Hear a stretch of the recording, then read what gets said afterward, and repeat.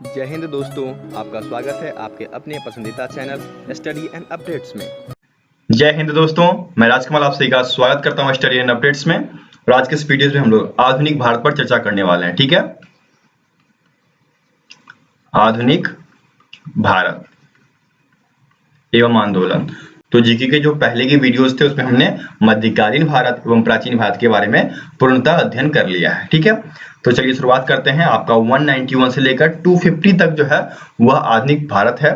तो इसमें हम लोग आज आधे करेंगे, फिर नेक्स्ट डे आधे करेंगे, और एक प्रश्न मैं पूछूंगा आपसे, तो उस प्रश्न का उत्तर देना बिल्कुल ना भूलें। ठीक है, तो चलिए शुरुआत करते हैं। आपका 191 दिया गया है कि भारत में सर्वप्रथम आने वाले यूरोपीय व्यापारी कौन थे। ठीक है, यहाँ पर जो पूछा गया आपसे कि सर्वप्रथम यूरोपीय व्यापारी कौन इंडिया आया था, तो यूरोपियों में भी कौन आए थे? पुर्तगाली सबसे पहले आए थे। ठीक है, 17 मई 1498 ईस्वी। आप इस डेट को याद रखना, 17 मई 1498 ईस्वी को पुर्तगाल का कौन आया था? Vasco D gamma. ठीक है, वास्को डी गामा भारत के कालीकट बंदरगाह पर पहुंचा था। और किसकी सहायता से आया था ये बताओ? तो एक गुजराती व्यापारी था, उसका नाम था अब्दुल मजीद। अब्दुल मजीद, ठीक है, अब्दुल मजीद जो कि गुजराती व्यापारी था, इसकी सहयोग से वह भारत आया। ठीक है, और फिर भारत आने के बाद वास्को डी गामा ने राजा जैमोरिन से मिलकर व्यापारिक अधिकार प्राप्त किया। किससे मिला? राजा जैमोरिन से मिलकर व्यापारिक अधिकार प्राप्त किया, और उस समय अरब से व्यापार चला करता था, तो उसका इसने विरोध भी किया। ठीक है, तो 191 का उत्तर क्या हो जाएगा? बी, पुर्तगाल। ओके, 192 दिया गया है, ईस्ट इंडिया कंपनी की स्थापना कब की गई? देखिए, ईस्ट इंडिया कंपनी यदि सीधे पूछता है तो हम लोग अंग्रेज पे चले जाते हैं। वैसे इंडिया में अलग अलग 6, ठीक है, कुल 6 ईस्ट इंडिया कंपनी स्थापित किया गया, जिसमें कि पुर्तगाल, अंग्रेज, डच, डेनिश, फ्रांसीसी एवं स्वीडन थे। ठीक है, यदि मैं सबके बारे में बताऊं तो थोड़ा सा साइड करना पड़ेगा।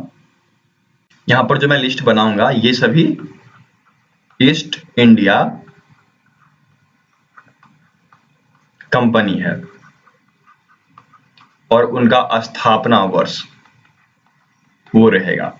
तो सर्वप्रथम किसने शुरुआत किया था? पुर्तगाल ने किया था ना, तो चलिए पुर्तगाली का लिखते हैं, पुर्तगाल। ठीक है, सर्वप्रथम पुर्तगाल ने ईस्ट इंडिया कंपनी की स्थापना की थी, और की थी 1498 में। ठीक है, ये ईस्वी है, और कहां की थी? कोचीन में की थी।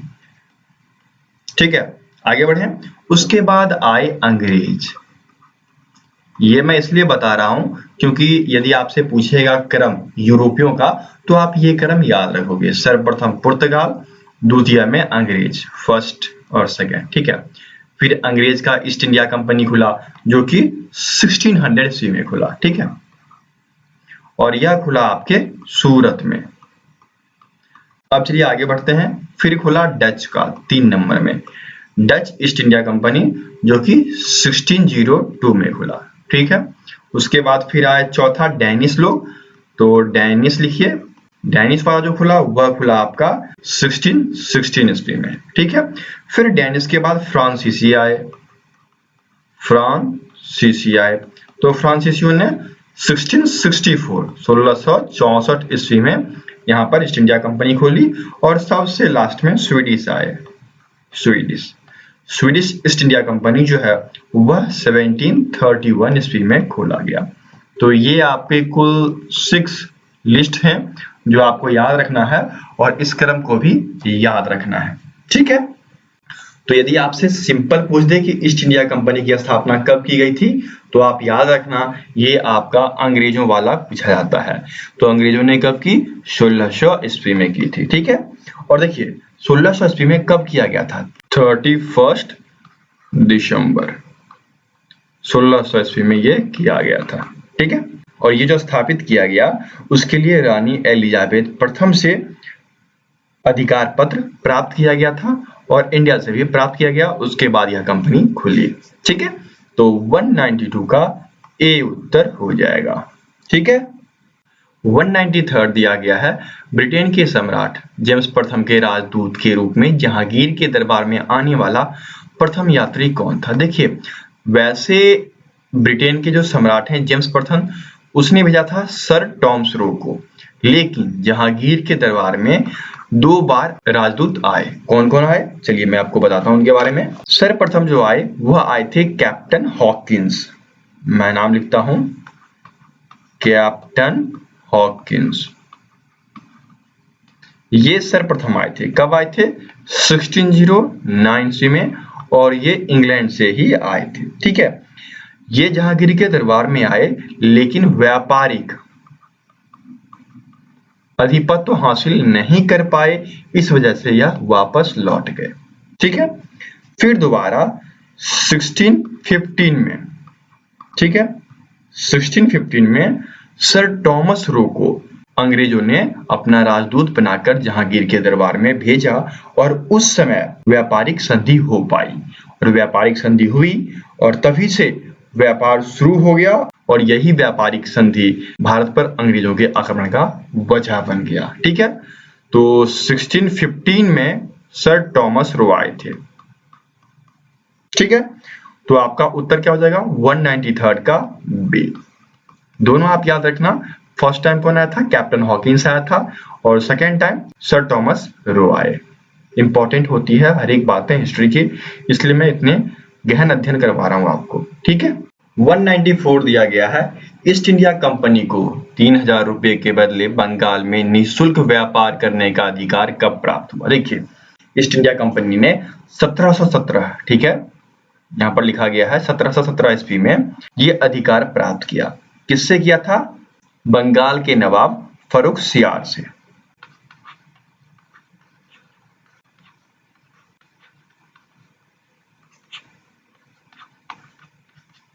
ठीक है, तो ईस्ट इंडिया कंपनी ने 3000 रुपया दिया, किसको? फर्रुखसियार को, और उनसे ये अधिकार लिया कि वो व्यापार करेगा कहां कहां? बंगाल, बंगाल, ठीक है, उसके बाद आपका बिहार एवं उड़ीसा, इन 3 स्टेट में इन 3000 रुपए के बदले व्यापार का अधिकार प्राप्त हो गया। ठीक है, कब हुआ? तो 1717 ईस्वी में। तो उत्तर क्या हो जाएगा? 194 का सी उत्तर हो जाएगा। ठीक है, अब चलिए आगे बढ़ते हैं। 195 दिया गया है कि अंग्रेजों ने सर्वप्रथम अपनी व्यापारिक कोठी कहां स्थापित की? देखिए, यदि व्यापारिक कोठी की बात की जाए तो 2 तट आएंगे, एक तो पूर्वी तट आता है, ठीक है, पूर्वी तट एवं पश्चिमी तट, क्योंकि 2 जगह स्थापित किए गए थे। तो पूर्वी तट में जब किया उन्होंने, तो वह मुसल्लीपट्टनम, देखिए यहां पर दिया गया, ठीक है, मुसल्लीपट्टनम में स्थापित किया। कब किया था? 1611 ईस्वी में। ठीक है, और फिर बाद में उन्होंने सूरत में स्थापित की, पश्चिमी तट पर सूरत में 1613 ईस्वी में।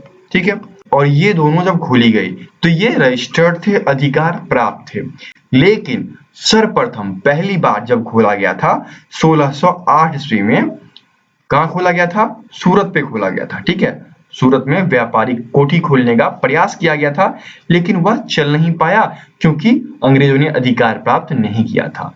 तो फर्स्ट टाइम तो यही था सूरत वाला, फिर दूसरा आया मुसल्लीपट्टनम, फिर तीसरा आया पश्चिमी तट, जो कि फाइनली एस्टेब्लिश हो गया। तो यदि आपसे ये पूछे कि सर्वप्रथम व्यापारिक कोठी कहां स्थापित की, तो स्थापित करने में आपका आएगा 1608 में इन्होंने सूरत में करी थी, तो उत्तर आपका 195 का डी हो जाएगा। वहीं पर ये पूछे कि अधिकार प्राप्त करके, तो अधिकार प्राप्त करके आपका मुसल्लीपट्टनम हो जाएगा 1611 ईस्वी, और वहीं पर दूसरी बार पश्चिमी तट पे खोला गया सूरत में, जो कि 1613 ईस्वी में खोला गया। ठीक है, आगे बढ़े। 196 दिया गया है, कलकत्ता शहर की नींव किसने डाली? देखिए, यहाँ पर कलकत्ता शहर जो है यह आपके जॉर्ज चॉर्नक द्वारा, ठीक है, जॉर्ज चॉर्नक द्वारा 1698 में, 1698 में, जब ईस्ट इंडिया कंपनी ने 3 गांव, कौन कौन सा? 3 गांव का नाम मैं लिख देता हूं, सुतानुती, ठीक है, कालीकट एवं गोविंदपुर, ठीक है, गोविंदपुर, इन 3 गांवों में क्या किया? जमींदारी हासिल की। कितने रुपए के बदले? देखिए उस समय रुपए का कितना महत्व था। 1200 रुपए के बदले इन 3 गांवों की जमींदारी अंग्रेजों को दे दी गई और इन 3 गांवों में फोर्ट विलियम का निर्माण किया गया। ठीक है। और चार्ल्स अय्यर फोर्ट विलियम जो कि प्रथम प्रेसिडेंट हुए यहाँ के, और उनके बाद जॉर्ज चॉर्नक ने क्या करा कि कोलकाता शहर की नींव डाल दी। कब डाली? 1698 ईस्वी में। ठीक है। तो 196 का ए उत्तर हो जाएगा चॉप चार्नक। ठीक है। तो ये जो कहानियां हैं ये आपस में कोरिलेटेड हैं, इसलिए मैंने इसको बताया आपको। ठीक है। चलिए आगे बढ़ते हैं। 197 दिया गया है कि भारत में फ्रांसीसियों ने अपनी पहली फैक्ट्री कहाँ स्थापित की। देखिए फ्रांसीसियों द्वारा 1668 ईस्वी में 1668 ईस्वी में पहली कोठी स्थापित की गई थी और वह की गई थी सूरत में। ठीक है। जो कि भारत के पश्चिमी तट पर है। ठीक है। और किसने की थी? फ्रैंको कैरो ने। किसने की थी? देखिए फ्रैंको कैरो ने की थी। ठीक है। तो 197 का बी उत्तर हो जाएगा। ओके आगे बढ़े। अब देखिए 198 दिया गया है कि यूरोपीय व्यापारियों की प्रारंभ में किसके व्यापार में अधिक रुचि थी। अब देखिए जो भी व्यापारी भारत में आए, क्यों आए थे? क्योंकि यहाँ पर मसाले की खेती ज्यादा की जाती थी।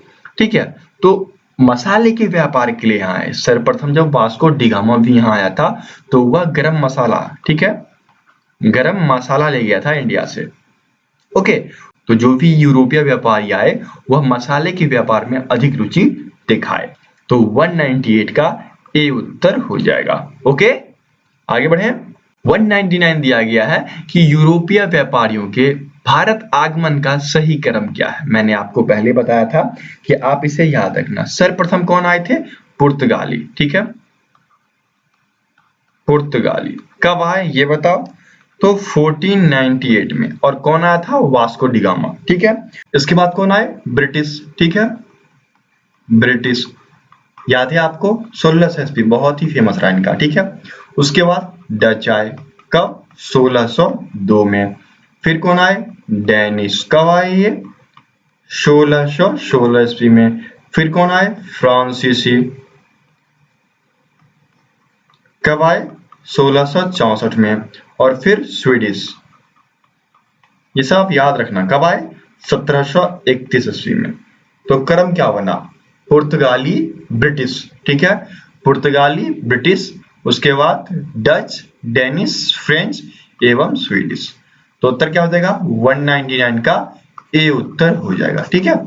चलिए आगे बढ़ते हैं। 200 दिया गया है। वह पुर्तगाली कौन था जिसने गोवा पर अधिकार जमा लिया? ठीक है, या अधिकार कर लिया। तो गोवा पर अधिकार करने के लिए यदि मैं आपको कहानी सुनाऊं तो सर्वप्रथम एक व्यक्ति था जिसका नाम था अल्फांसो डी अल्बुकर्क। ये व्यक्ति जो है गोवा आया। क्यों आया था? यह आया था कि इस्लाम धर्म के मुकाबले ईसाई धर्म का प्रचार प्रसार हो। ठीक है। प्रचार प्रसार करने के साथ साथ यह व्यक्ति इतना तेज तराक था, कह लीजिए कि चालू बोलते हैं आप अपने लैंग्वेज में, इतना चालू था कि वह वहां के राजा को भी पराजित कर दिया आक्रमण करके और फिर वहां पर अधिकार जमा लिया। ठीक है। तो 200 का बी उत्तर हो जाएगा अल्फांसो डी अल्बुकर्क। ठीक है। 201 दिया गया है। भारत तक पहुंचने के लिए समुद्री मार्ग की खोज की गई थी। अब बताइए ये कितनी बार आएगा? पुर्तगालियों द्वारा। कौन थे? Vasco D gamma. यदि कोई प्रश्न आता है वास्को डी गामा से रिलेटेड तो वो मैं आपसे पूछूंगा। ठीक है, ध्यान रखना। तो इसमें उत्तर क्या हो जाएगा आपका? पुर्तगालियों द्वारा 1498 ईस्वी में। ठीक है। वास्को डी गामा आए थे जिन्होंने समुद्री मार्ग की खोज की। तो 201 का ए उत्तर हो जाएगा। 202 दिया गया है। डच कंपनियों ने भारत में अपनी पहली फैक्ट्री कहां स्थापित की? देखिए डच जो है वह 1602 में पुलिकट पे डच ईस्ट इंडिया कंपनी खोली थी। ठीक है। और यदि हम बातचीत करें कि डच से पहला यात्री कौन आया तो कर्नेलियस आया था। ठीक है। आप लिख देना प्रथम यात्री डच का। कहां का? डच का। कौन आया था? लियन, ठीक है। और इसके बाद जब पुलिकट में खोली गई थी तो 1602 में खोली गई, और उसके बाद फिर एक खोल दी गई मुसल्लीपट्टनम में। कब खोली गई वहां पर? 1605 में, ठीक है।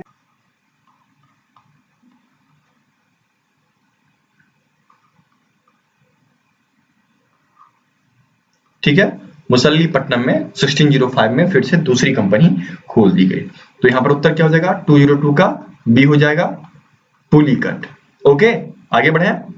अब देखिए 203, यहाँ पर प्लासी के युद्ध के बारे में दिया गया है, और मैं आपको बता दूं कि प्लासी का जो युद्ध हुआ था वह 23 जून 1757, ठीक है। कब हुआ था? 23 जून 1757 ईस्वी को हुआ था। किन किन के बीच हुआ था? तो अंग्रेज एवं बंगाल के नवाब के बीच।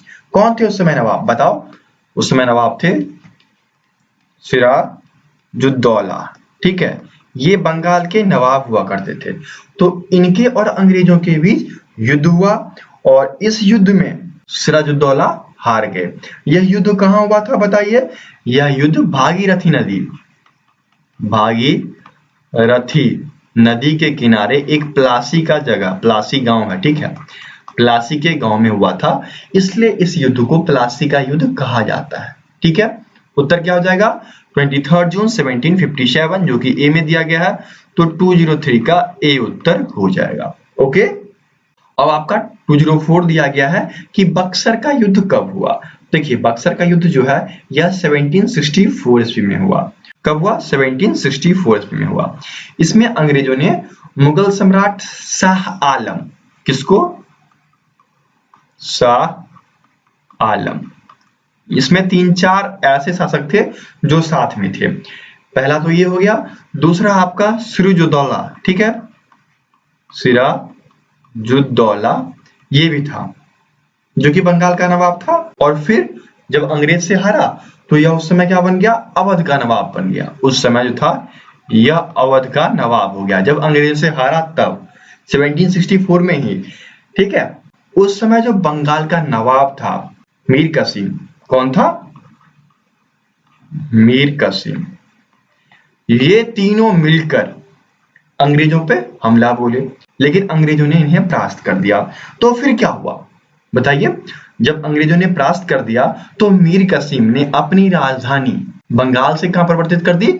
मुंगेर कर दी। ये भी बहुत ही रोचनीय प्रश्न है, ये आपको याद रखना है, ठीक है। आगे पूछ भी सकता है।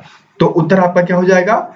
1764, जो कि बी में दिया गया है। तो 204 का उत्तर बी हो जाएगा, ठीक है।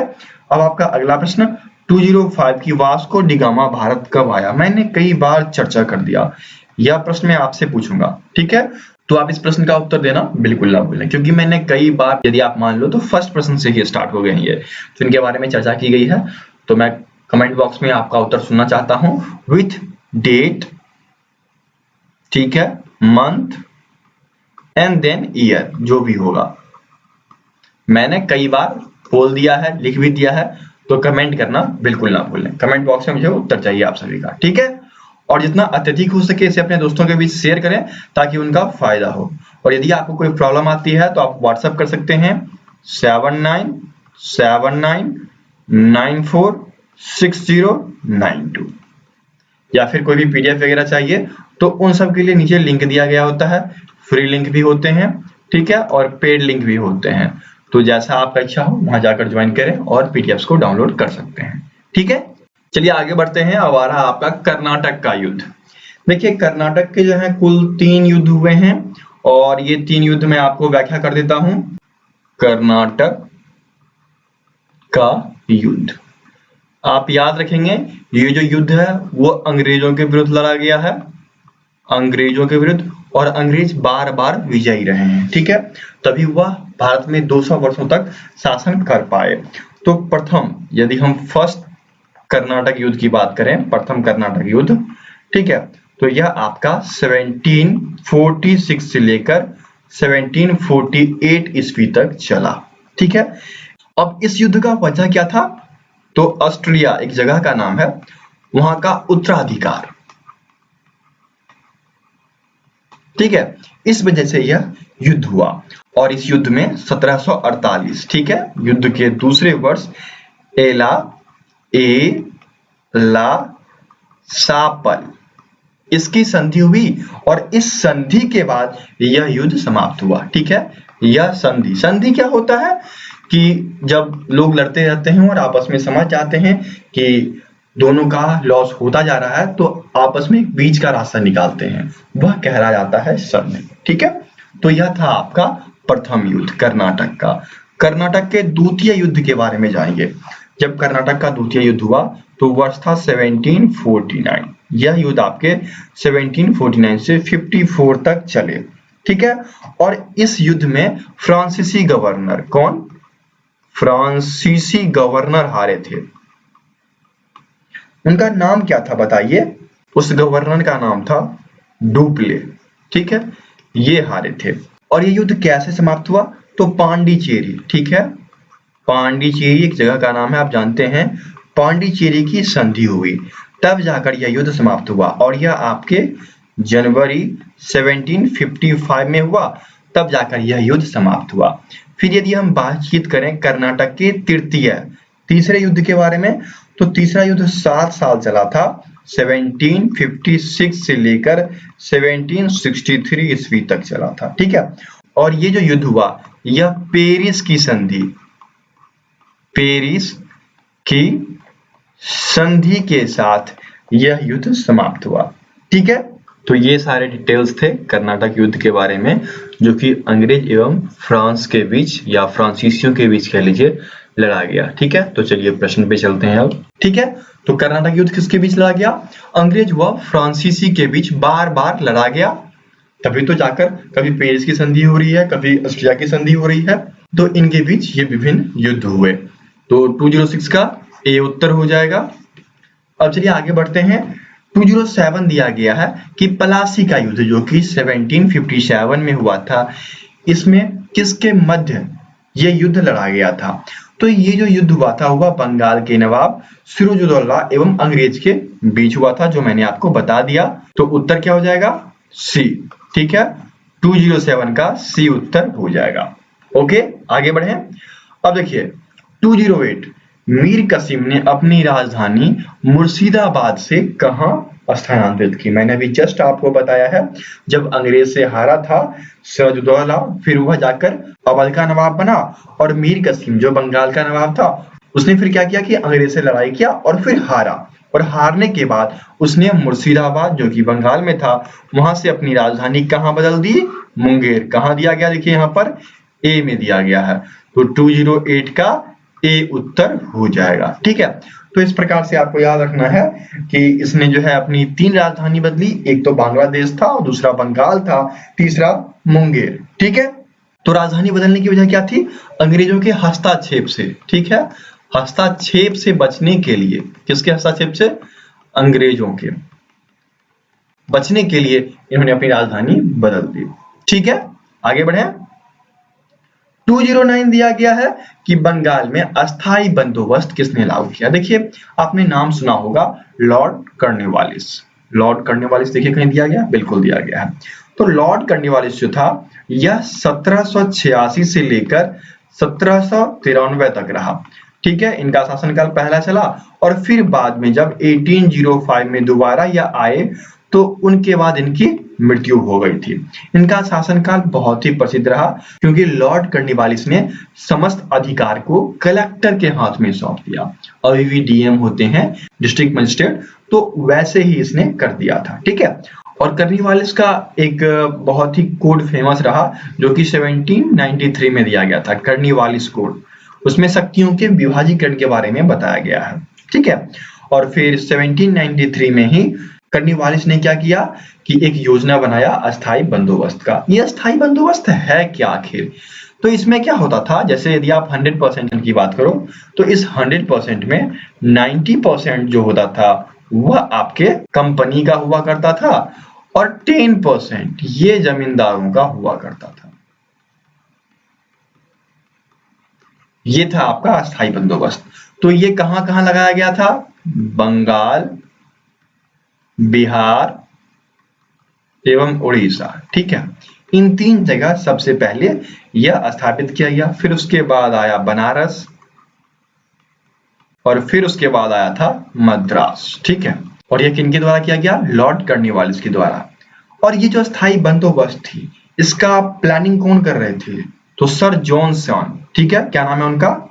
जॉनसन। ठीक है, जॉनसन इसकी प्लानिंग कर रहे थे, लेकिन प्लॉटिंग किसने कर दिया इस प्लान का? लॉर्ड कर्नवालिस ने। ठीक है, तो उत्तर क्या हो जाएगा? 209 का सी उत्तर हो जाएगा। ठीक है, आगे बढ़े।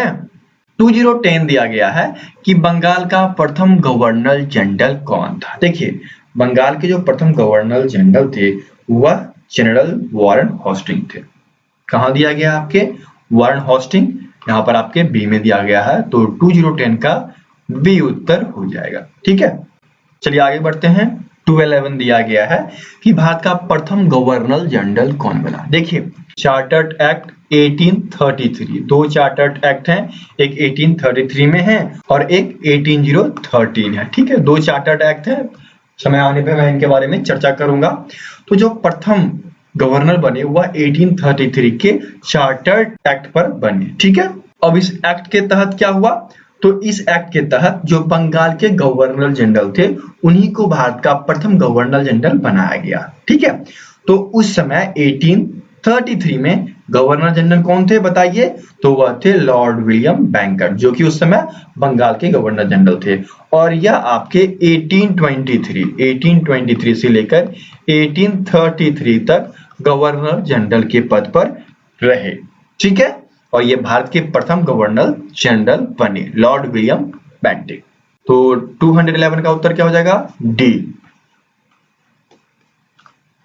212 दिया गया है कि सहायक संधि पर हस्ताक्षर करने वाला पहला शासक कौन था? देखिए, ये जो सहायक संधि है वह आपके जनरल लॉर्ड वेलेजली, किसके द्वारा? Lord Wellesley. ठीक है, 1798 से लेकर 1805 तक हुआ रहे थे। ठीक है, ये रहा आपका, और इन्होंने ही सहायक संधि का प्रस्ताव रखा था। तो सहायक संधि में सबसे पहले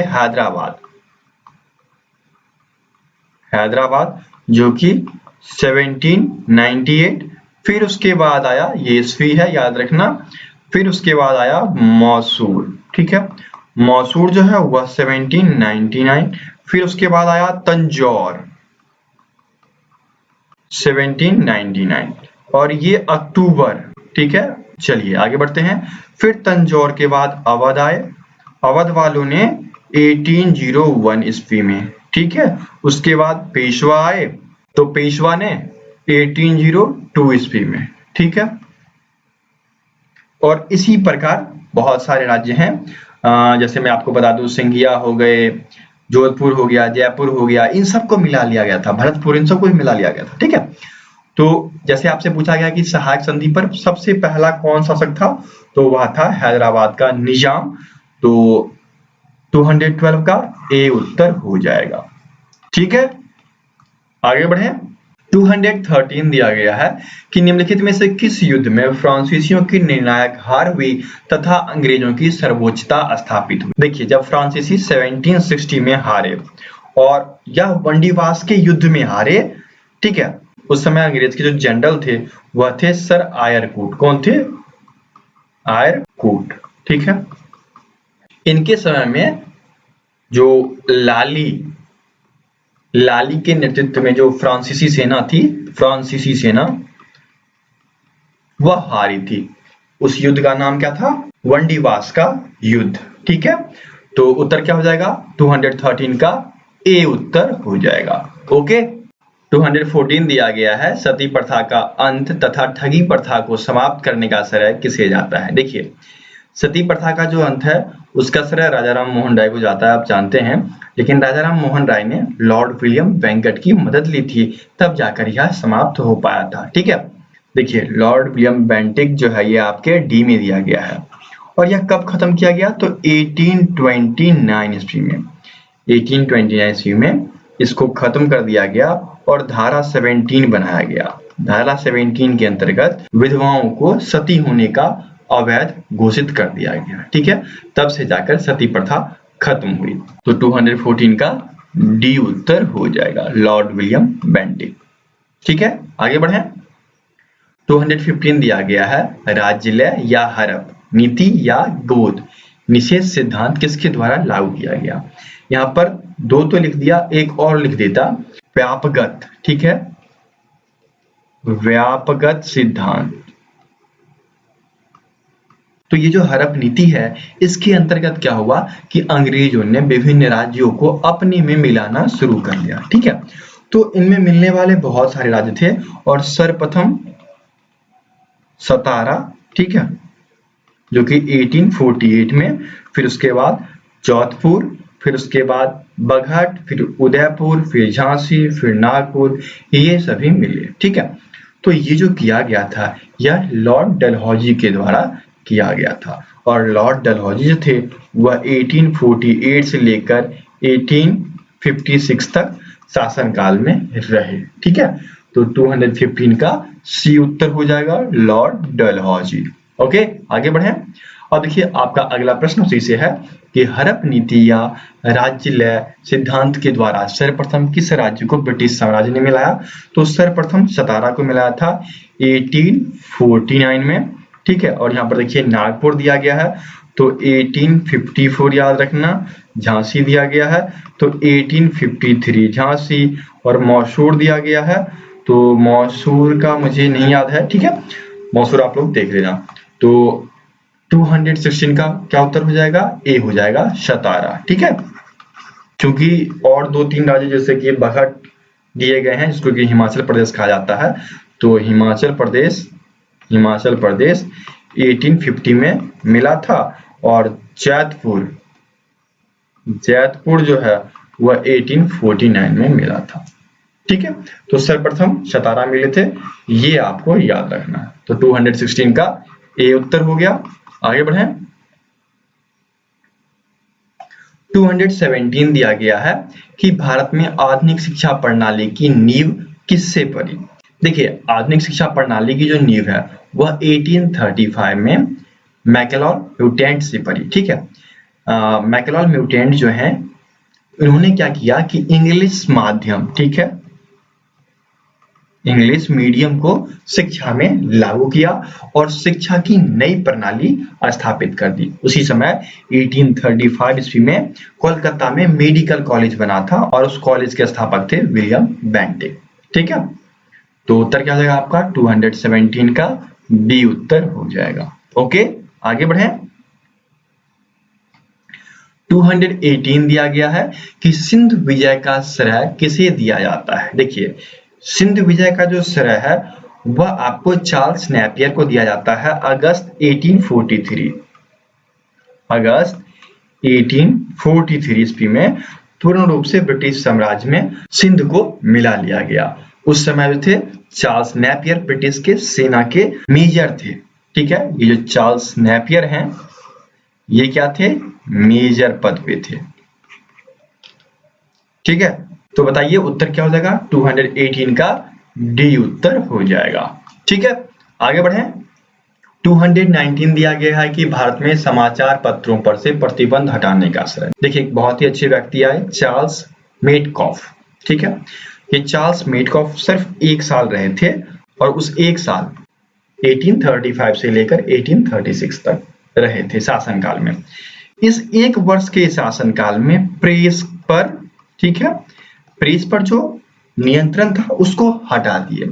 तो उस समय से ये भारतीय प्रेस के मुक्तिदाता के नाम से भी जाने जाते हैं। प्रेस के मुक्तिदाता, प्रेस के मुक्तिदाता के नाम से भी जाने जाते हैं। ठीक है, चार्ल्स मेटकॉफ। तो उत्तर क्या हो जाएगा, 219 का ए उत्तर हो जाएगा। ओके, बहुत ही महत्वपूर्ण है, सिर्फ एक साल के लिए रहे थे और यह यादगार रह गए प्रेस को। ठीक है, हमारी जो आज की मीडिया है वह स्वतंत्र जो हुई इसी समय से हुई।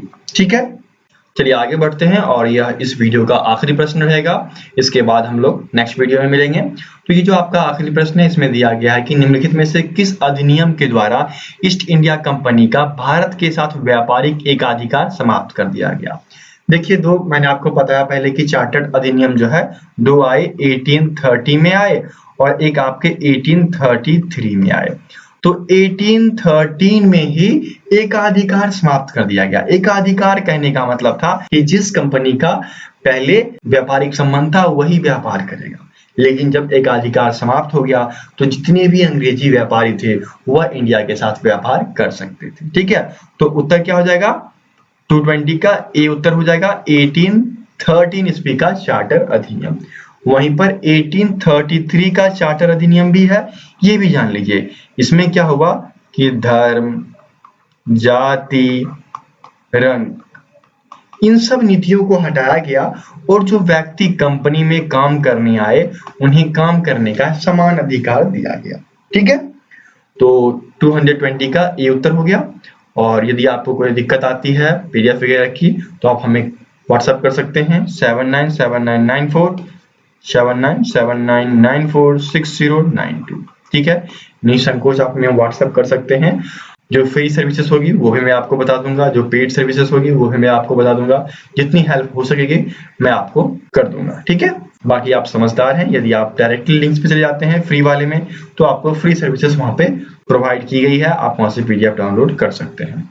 ठीक है, तो मिलते हैं दूसरी वीडियो में, तब तक के लिए जय हिंद, जय भारत। दोस्तों यदि आप करंट अफेयर्स के पीडीएफ चाहते हैं, जैसे कि मंथली मैगजीन आता है, तो मंथली मैगजीन यदि आप लेना चाहते हैं प्रत्येक मंथ का अलग अलग, तो प्रत्येक मंथ का 10 रुपये चार्ज किया जाता है। और यदि आप सालाना लेना चाहते हैं एक साथ पूरे साल का, तो 101 रुपये चार्ज किया जाता है। और ये जो मैगजीन है ये आपको फ्री में अवेलेबल भी है वेबसाइट पे, थोड़ी सी मेहनत करनी पड़ेगी आपको, वहां से आप इसे डाउनलोड कर लेंगे। लिंक आपको डिस्क्रिप्शन बॉक्स में दिया गया होता है, तो वहां से आप इसे डाउनलोड कर लें। यदि आप व्हाट्सएप पे डिमांड करते हैं तो वहां पे आपको चार्जेस पे करनी पड़ती है। ठीक है, और यदि आप जीके के 11,000 प्लस एमसीक्यू के पीडीएफ चाहते हैं तो उसके लिए आपको ₹35 चार्ज किया जाता है। और यदि आपको जीके वन लाइनर चाहिए जिसमें कि 25,000 प्लस जीके वन लाइनर है तो उसके ₹35 चार्ज किए जाते हैं। ये सभी पीडीएफ आपके अपनी वेबसाइट www.studyandupdates.com पे फ्री अवेलेबल होते हैं, वहां पे आपको कोई चार्ज नहीं ली जाती है। यदि आप व्हाट्सएप पे डिमांड करते हैं तो वहां पर आपको चार्ज पे करना पड़ता है, स्क्रीनशॉट दिखाना पड़ता है, फिर आपको पीडीएफ दी जाती है। धन्यवाद।